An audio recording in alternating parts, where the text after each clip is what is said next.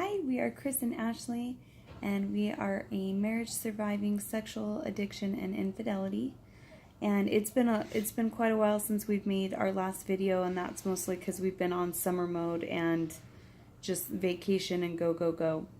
But that's one of the videos that we thought we would do is summer mode.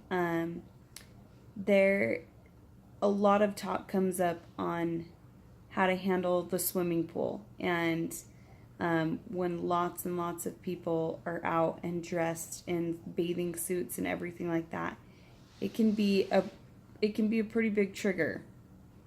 And so for anything, triggers a lot of the times come up very unexpectedly for me when I'm triggered, and I'm sure probably for you as well, right? Yeah. When I'm triggered, I never really see it coming. But there are a few times and few scenarios that I know I'm walking into something, and I'm gonna be triggered by it. And the pool is one of them.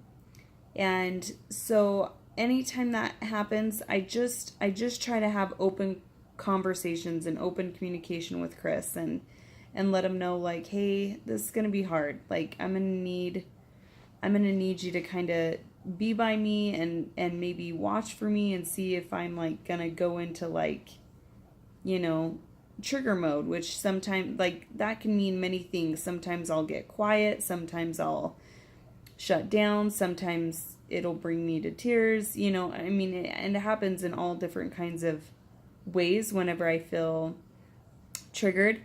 But I feel setting myself up for those things always helps, and it helps to have Chris there and ready to help me through it as well, like to have him help me prepare for those times that they're coming, because we're gonna run into that stuff no matter what. It's gonna happen.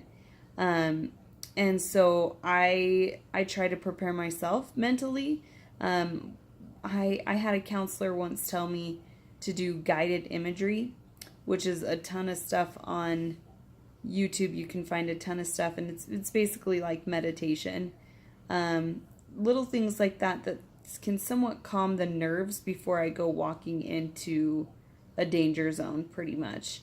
So that's something I do. So basically, some meditation, being very aware of what I'm about to walk into, opening up to Chris, communicating with him, and those kinds of steps are the steps I like to take before I go into summer mode, bathing suits, or something that I know is going to trigger me.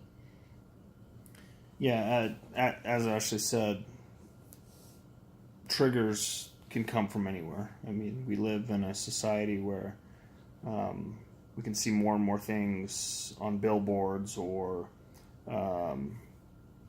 magazine at the checkout stand, things like that. So it is very much about preparing yourself when you know you're going to be in situations where there's things that can be triggering.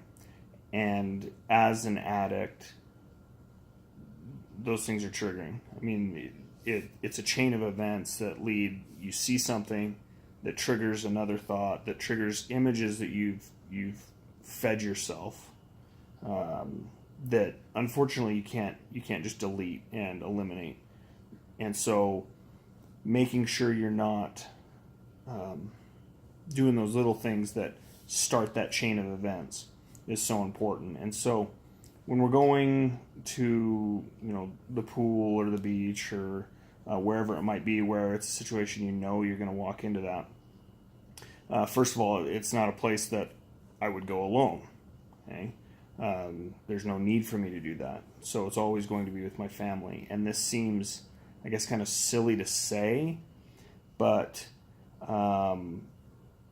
it's making myself aware that, okay, you're there with your family. You're here to be with your family.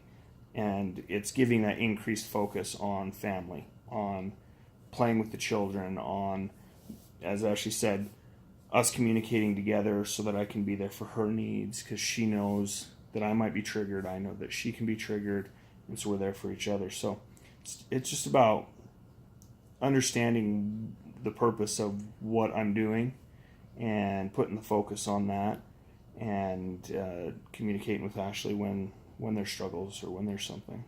So communication is what it comes down to.